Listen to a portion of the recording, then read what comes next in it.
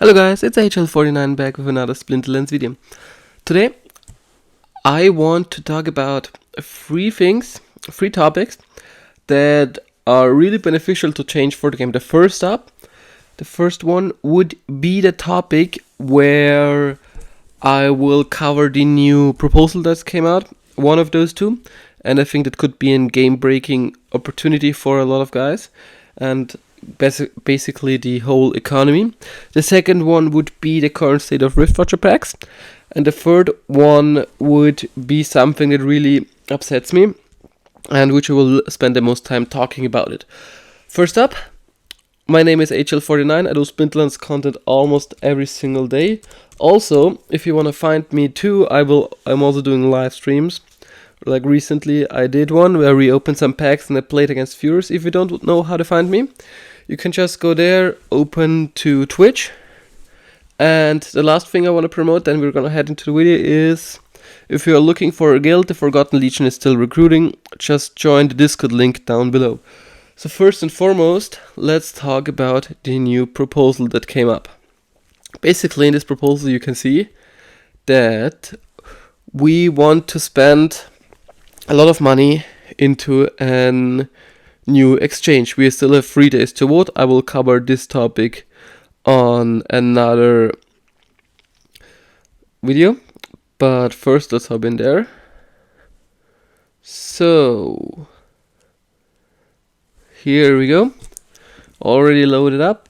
Basically we are trying to get 30 million for either Binance or Coinbase, boys, which would be perfect opportunity. That it's a lot of versatile now. You can easily change and get SPS out of the game as well as get DC easier into the game. Hopefully they will do something about DC too. I'm not sure about that, but basically SPS, the main source, the main token, is finally on a big exchange, which would help them a lot. Then we would get up to 7.5 million each for any other top 10 exchange, which is also a significant amount, and they still can buy more if they want to, and they think that's a good investment. And the next thing is 2.5 million for each local exchange that supports fiat. So basically the last up to 3 I think is understandable. Like, you're going there with your money and then you can change it through SPS, which would be huge, which would be really huge for our current state of the game. This will give us more value on our tokens. This will give more players into the game, trying to grind the game and get cards off the market, which would be great. But there's one topic I really wanna focus here, is right there. Basically it's 3 million is 900k, which is a lot of money. It's only 1 million, but it's first up, it's only 10%. That is not really that much for me personally, because we're still 90% left on other sources. And then $10 million in packs for Riftwatchers on the market, which would be 1/10 of the packs that you can buy for the Riftwatchers packs. We have 2 million, 10 million, it's perfectly fine, which is still a huge amount of SPS, so I'm not in any type of or anything, I'm not concerned about that. And then one particular sentence in this whole article really worries me. So the council has worked with the Splinterlands team to make sure that any tokens spent for this purpose are fully replenished by the selling of the future mini set, which is great. But future mini sets.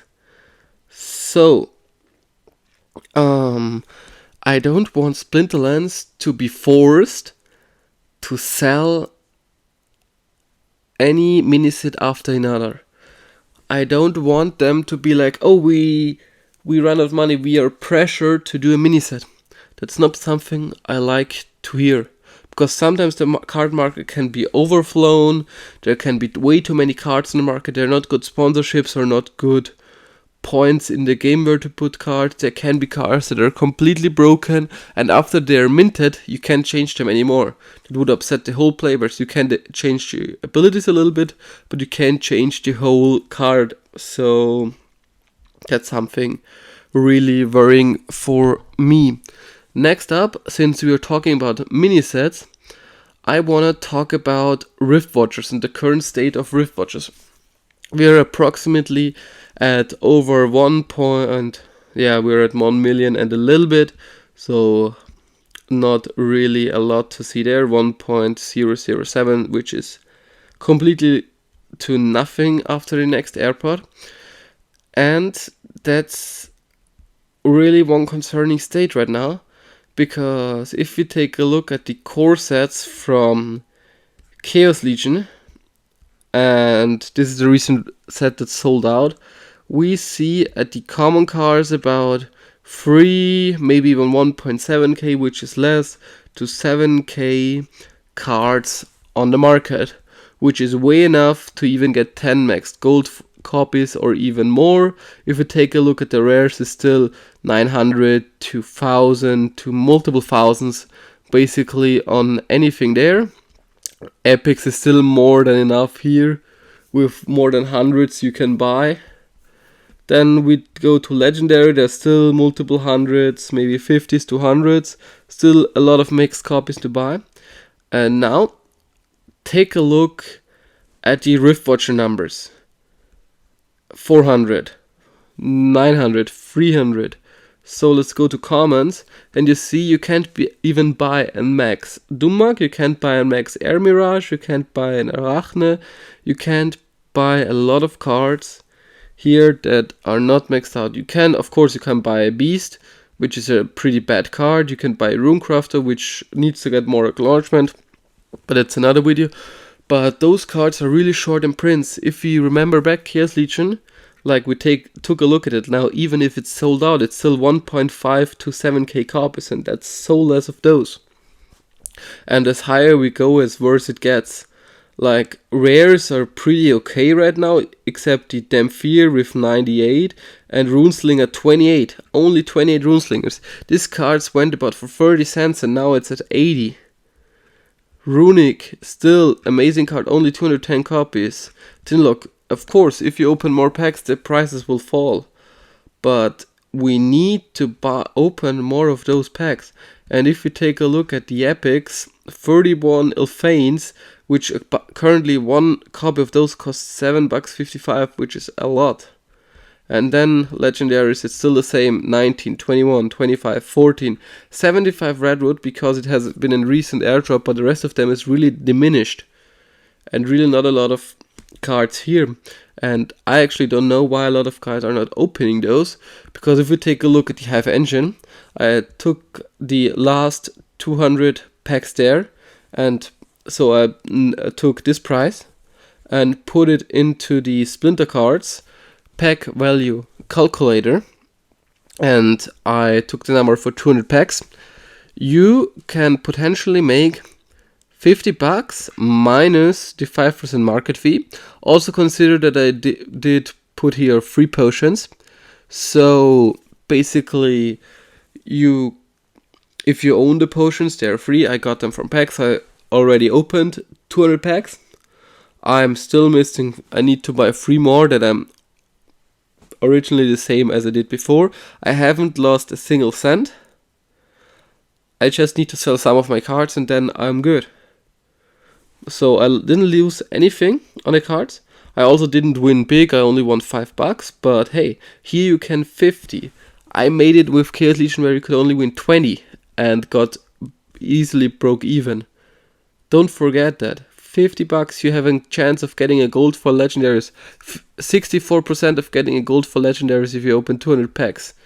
If you go for, maybe you're a whale and have 400 packs to open and have the potions for it, you're even getting $100 and a guaranteed gold for legendary. Maybe even more. And if you take a look, maybe you're a smaller player like me and you, and just take an account 100 packs, you still get $25. Or let's say you have 50 packs. Still, you can earn, with those 50 packs, you could earn $12. So for $241, you still get $12 if you sell everything at the current prices. But please, do not forget, it's still a little bit of a gamble.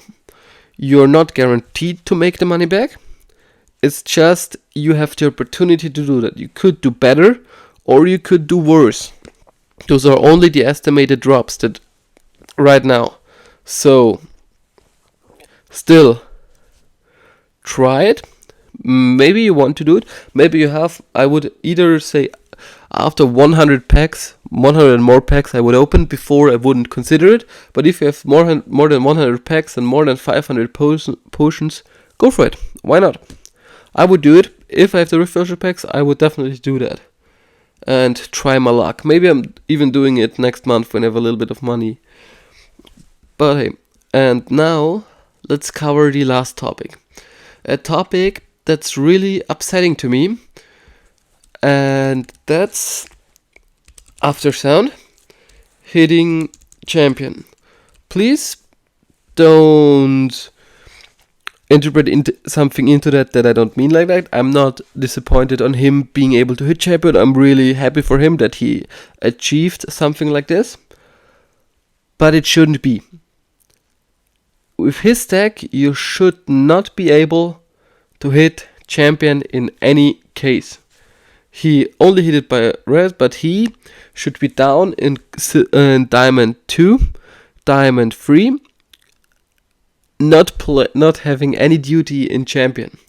Because if you take a look at let's take a look at the leaderboard first, the Diamond leaderboard, he gets nearly to top 40 place with a not even maxed out gold deck. He's in the top 100 in Diamond with a gold deck. Not even maxed gold deck. Maybe a little bit cards of Diamond, but most of them are gold level. Look at it. 3, 7, 24. 10k. You shouldn't do that. He shouldn't be able to get there. Like, why would you get him to it? We can take a look at his deck right now and see what cards he actually owned, and you know what I mean by that. We're gonna go Untamed and Chaos Legion. Let's firstly take a look at the summoners.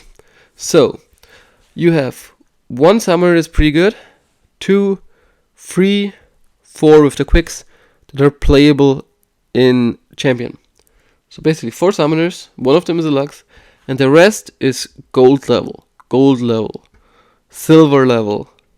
I don't think you're gonna use him. Gold. So basically all of the summoners are only leveled for gold and not further. And if you take a look at the monsters right now, which is really more upsetting, we can also consider gold cards, because why not? He has gold Heatsmith. But let's first up go to legendaries. You're missing so many key abilities. I see you had a max Dr. Blight. Shansa is also great. Lurker and Rooney. Yeah, but you're missing a Max Grum for the 1 more attack. You're missing a Hillendale for the 1 more attack. You're missing a Bakchira with the 3 more health. You're missing a Brightwing with the extra speed boost. You're missing a Ra at least level 3. You're missing a Muriad at least level 4. Chaos Dragon gets 1 more attack. Desert Dragon gets Giant Killer. Void Dragon gets 1 more attack. Those are key abilities that win or lose you the game. And it's not the big deal of the legendaries. But look at his epics. His epics, most of them are not even in the gold level. Like Narissa level 2 is bronze.